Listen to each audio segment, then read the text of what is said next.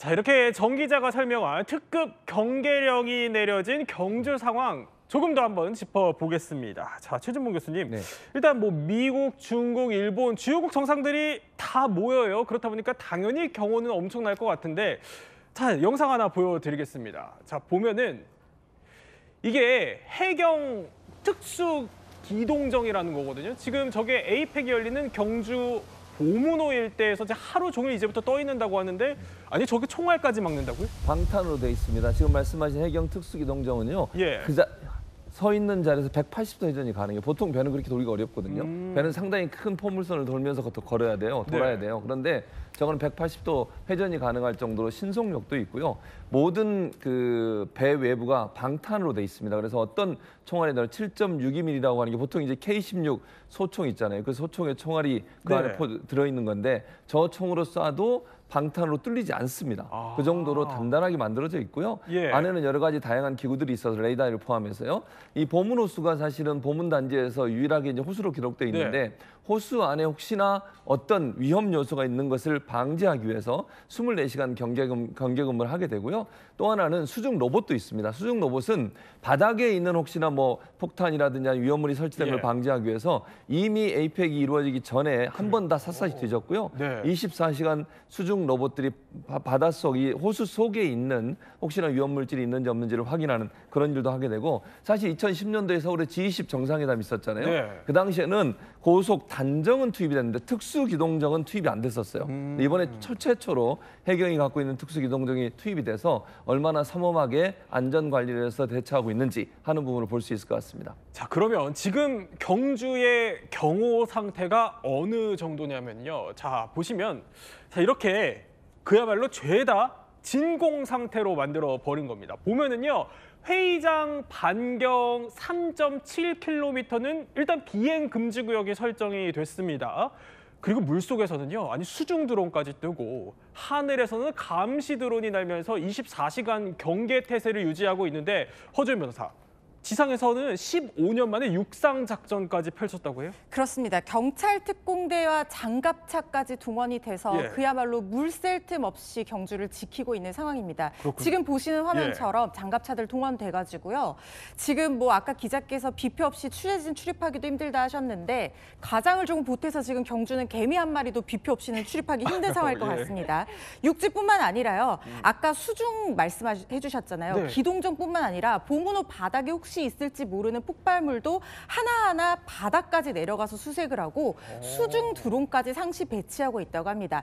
이번 진공 상태 만들기 작전에서 중요한 것은요, 바로 드론 잡는 드론입니다. 이게 뭐냐면 요즘에 드론이 테러 목적으로 자주 쓰이다 보니까 이런 드론들이 들어와서 혹시라도 뭔가 문제를 일으킬까 봐 드론 잡는 드론을 배치를 한다는 건데, 수중 드론뿐만 아니라 공중에는 드론 잡는 드론 헬기에 함께 배치를 하고요. 반경 3.7km 비행 금지 구역으로 정해서 허가받지 않은 드론은 절대 들어올 수 없고, 혹시라도 들어온다고 하면 이걸 다 전파 방패로 쏴가지고요. 이 드론의 이 조종을 교란시켜서 격추시키거나 밀어내는 그런 방법으로 대비 태세를 강화하고 있다고 합니다. 드론 잡는 드론까지. 하늘, 바다, 땅, 그야말로 최고 수준의 보안 경계 태세를 갖추게 되는 건데요. 근데 아무래도 그중에서 가장 까다로울 곳은 일단 뭐 미국, 중국, 일본 정상들이 다 오니까 숙소일 것 같거든요. 근데 이 숙소 배치부터 전쟁이었다고요? 그러니까 사실 이번에 참 여러 가지 몸살을 앓았잖아요. 시진핑 주석이 서울에 신라호텔 묵는다고 했다가 또 아니면서 취소하고 여러 가지 있었는데, 자, 경주에 어떻게 숙소를 잡았는지 제가 콕 집어서 설명을 해드리겠습니다. 자, 경주 화백센터 이 정상회의장의 바로 맞은편에요. 트럼프 대통령은 힐튼 호텔에 묵어요. 그래서 이유를 물어봤거든요. 가깝기도 하지만 또 하나는요. 트럼프 대통령 같은 경우, 미국 정상 같은 경우는 미국계 호텔 체인의 호텔을 선호한다고 합니다. 그래서 여러 가지 이유로 힐튼 호텔에 묵는다고 하고요. 그다음에 정상회의장에서 2km 떨어진 곳이에요. 옛 현대호텔, 란셀렉트 호텔은 바로 일본 새 총리죠. 다카이치 총리가 묵게 됩니다. 그리고 정상회의장과 6km 떨어진 곳에는 미국사랑 가까워요. 저곳은. 저곳에는 바로 시진핑 주석이 묵게 됩니다. 지금 보시는 것이요. 지금 트럼프 대통령이 묵을 것으로 알려진 힐튼 호텔인데, 보면은 지금 높게 키보다도 높게 가림막이 쳐 있잖아요. 여러 가지 보안이나 경비나 이런 것들을 위해서 지금 테러 위협이나 이런 것들을 대비하기 위해서 가림막이 설치되고 아주 삼엄하게 또 경비도 이어지고 있는 상황입니다. 이 정도면 트럼프 대통령이 오가는 거 안 보일 것 같은데요. 잘 보기가 어려울 것 같아요. 네. 자, 이렇게 특급 경계령까지 내려지고 있는 상황에서 그런데 최준봉 교수님, 네. 아니 사제 총기 부품들이 우리나라에 무단 반입됐다는 얘기가 있네요. 부품들이 들어오는 것이 첩보가 포착이 됐습니다. 그리고 이게 세관에서 이게 일부가 확인이 됐어요. 의심되는 물품들이죠. 근데 물론 사제 총기가 만들어진 걸 확인한 건 아니고요. 국가수사본부에서 밝힌 내용을 보니까 경찰이 수사를 나선 내용은 그러니까 세관을 통과한 물품 중에 사제 총기 부품으로 의심되는 물품들이 발견이 됐고 관련된 물품이 발견된 곳에 시도 경찰서가 조사를 하고 있는 상황이라고 합니다. 지금 현재 그 에이펙 중심으로 해서 혹시나 불상사가 생기면 안 되기 때문에 이런 부분에 대한 관심이 더 커지고 있는 상황이고요. 아직까지는 사제 총기가 준비됐다는 얘기는 나온 건 아니라는 말씀을 드리고, 다만 현재 에이펙 정상회의는 끝날 때까지 경찰서에 보관되어 있는 민간 총기들 있잖아요. 이 총기가 84,927정인데 모두 다 반출이 금지된 상태고요.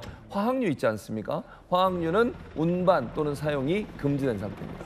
각별히 또 예의 주시해야 할 것 같은데, 더군다나 이 각국 정상들의 반발하는 대규모 시위들까지 경주에서 예고가 되어 있습니다. 그렇다 보니 더 촉각을 기울일 수밖에 없는 상황입니다.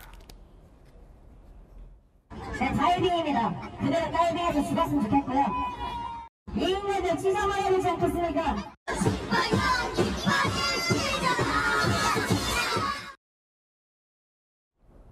자, 첫째도 둘째도 안전이 중요하겠죠. 자, 그런데 허준 변호사, 자, 정계는 물론 아니 재계의 빅샷들까지 다 온다고 해요. 그렇다 보니까 혹시나 이게 숙소가 부족할까 봐 특단의 조치까지 내렸다면서요. 포항 앞바다에요. 무려 1,100명을 수용할 수 있는 대형 크루즈 선박 2대를 띄운다고 합니다. 이거군요. 이걸 숙소로 활용한다는 건데 지금 21개 회원 대표단 말고도 젠슨왕 엔비디아 CEO 등 글로벌 경제인들도 대거 찾을 예정인데 이들만 오는 게 아니라 수행 인원들도 많이 오잖아요. 그래서 혹시나 숙소가 부족할까 봐 SK 최태원 회장이 지휘 아래 이렇게 2척을 확보를 했다고 하는데요.